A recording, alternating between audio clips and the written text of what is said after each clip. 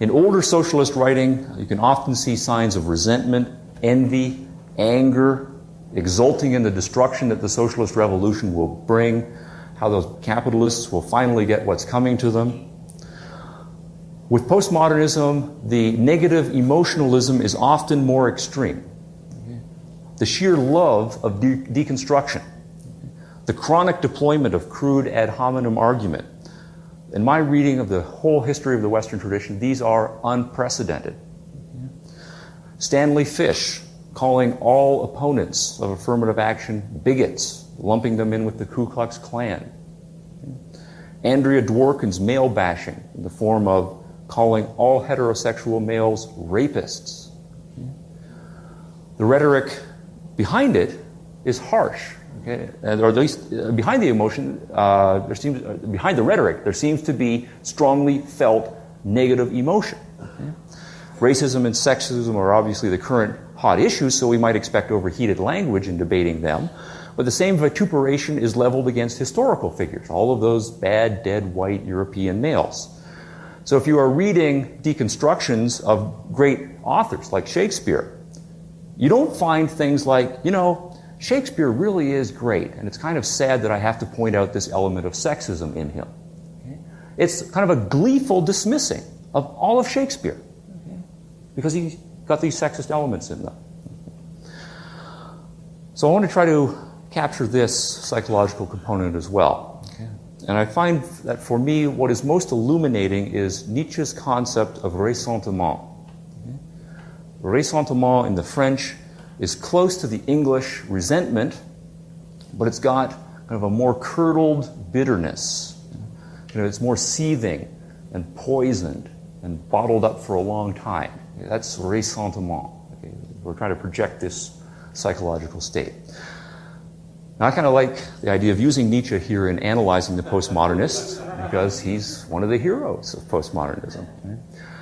They cite him for his perspectivalism in epistemology, his use of kind of the enigmatic and loosely structured aphoristic form instead of the more scientific treatise form, his psychological acuteness in unmasking various guises, which is core to the deconstruction methodology. I want to use Nietzsche against the postmodernists for a change.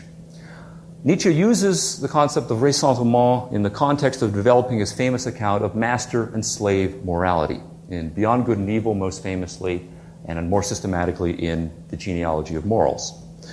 Master morality for Nietzsche is the morality of the vigorous, life-loving, strong. It's the morality of those who love adventure, delight in creativity, in their own sense of purposefulness and assertiveness. Slave morality is the morality of the weak, the humble, those who feel weak, they're victimized, afraid to venture forth into the big bad world. Weaklings are the chronically passive, largely because they are afraid of the strong. As a result, the weak feel frustrated. They can't get what they want out of life.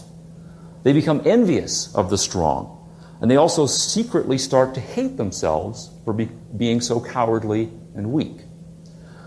But no one can live thinking that he or she is deeply hateful. And so the weak invent a rationalization that tells them they are the good and the moral because they are weak, humble, passive. Patience is a virtue. Right? So they have to wait a long time before they ever get something what they want. So patience is a virtue. Obedience is a virtue. Okay? They can't do their own will. They have to obey. So make it a virtue. Humility. And so is being on the side of the weak and the downtrodden, people just like you. And so, of course, the opposites of those things must be the evil. Aggressiveness, pride, independence, being physically and materially successful. Does this sound familiar? Sure. But of course, Nietzsche says it's a rationalization. And a smart weakling is never quite going to convince himself of it. And that will do damage inside. Meanwhile, the strong will be laughing at him. And that will do damage inside. And the strong and rich will carry on getting stronger and richer and enjoying life. And seeing that will do more damage inside. Eventually, the smart weakling will feel such a combination of self-loathing and envy of his enemies that he will need to lash out.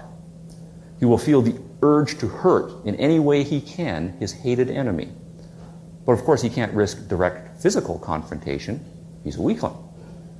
His only weapons are words. Now, in our time, the capitalists are the strong, the exuberant, the active. For a while in the past century, socialists could believe that the revolution was coming, that woe would come to them that are rich and blessed would be the poor.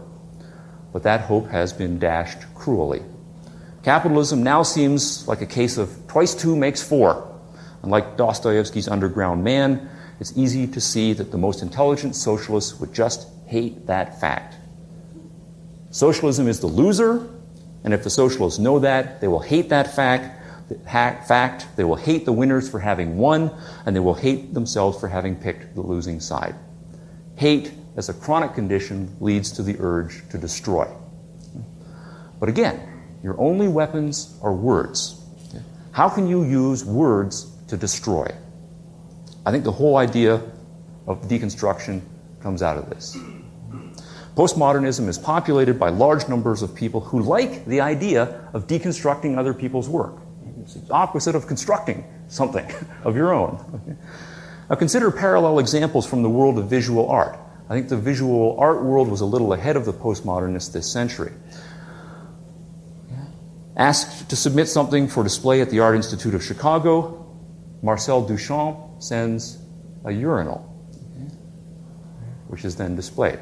This makes a statement about art. Art is something you piss on. Or there's the painter de Kooning's version of the Mona Lisa, a reproduction he makes of Leonardo's masterpiece with a cartoonish mustache added.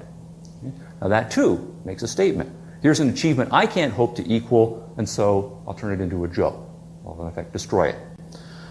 So you become a bully and a thug, not because it destroys something bad, but just because it feels good to wreck something.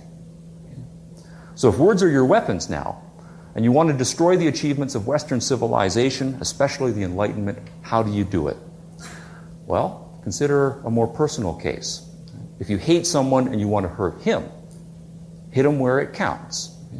Do you want to hurt a man who loves his children and hates child molesters? What would be the worst thing you could say about such a guy? Well, accuse him publicly of child molesting. Or better yet, spread sneaky rumors that he's a child molester. Do you want to hurt a woman who takes pride in her independence? Spread through the gossip grapevine that she married the man she did because he's wealthy. Now, the truth or the falsity here of the rumors doesn't matter. And whether you believe them yourself doesn't matter. And whether the people you believe them or tell them to really believe them doesn't matter. They get out there and they do their damage. What matters is that you score a direct hit in the psyche of your enemy, your target person. You know that the accusations and the rumors are going to cause some tremors, even if they come to nothing. And you get that wonderfully dark glow inside of knowing that you did it, right? And they might just come to something after all. Now, my best example of this psychology comes from the deadest and whitest of the dead white European males, and that's Shakespeare. Think of Iago and Othello. Now here, I think Shakespeare nailed this psychology centuries ago, long before the postmodernists. What we've got is Iago just hates Othello, but he couldn't hope to defeat him in open confrontation. So how best to destroy him? Well, hit him where it hurts most, his passion for Desdemona. Hint that she's been sleeping around. Spread subtle lies and innuendo. Raise a doubt in Othello's mind about the most beautiful thing in his life, and let that doubt work like a slow poison. Now, like the postmodernists, Iago's only words or weapons were words. The only difference between the postmodernists and Iago is that the postmodernists are hardly subtle. Now let's bring it back to then the Western tradition. The Western tradition, it prides itself on its commitment to equality, justice, open-mindedness, making opportunity available to all. The West is proud, full of itself, confident, and it knows that it's the wave of the future. This is unbearable to someone who is totally invested in an opposite and failed outlook. And so that pride is what you want to destroy. Your best bet then is to attack the West's sense of its own moral worth. Attack it as racist and sexist then, as inherently dogmatic and cruelly exploitative. Undermine it at the core. The words don't have to be true in order to do their damage. And so I don't think it's accidental that postmodernism has launched the kinds of attacks on the core values of the West, and it's done so knowing full well that the accusations it's making are not true.